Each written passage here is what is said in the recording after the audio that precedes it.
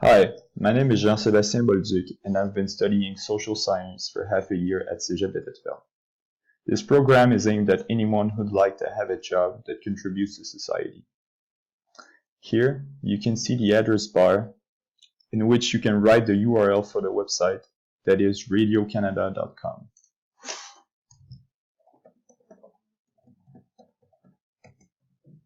And now press enter. So here's the logo. You can use the scroll bar to scroll down the website and select an article you'd like to read. New articles about different topics come out every single day, so there's a lot to explore here.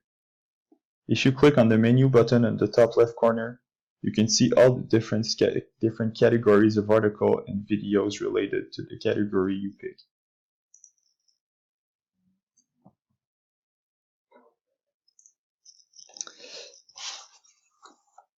You can see the different articles here. At the bottom of the page, you can see useful information about the website, such as the terms of use, how to contact the company, and even a link to be hired. There's a button at the bottom right to go back to the top of the page.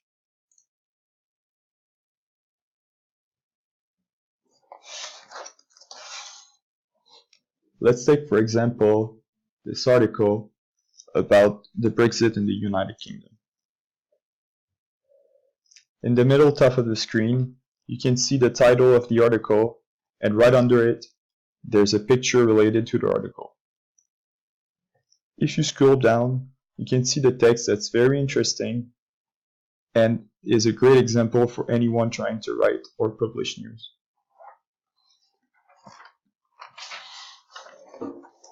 I think Radio Canada is a great website for anyone who studies or wants to study journalism.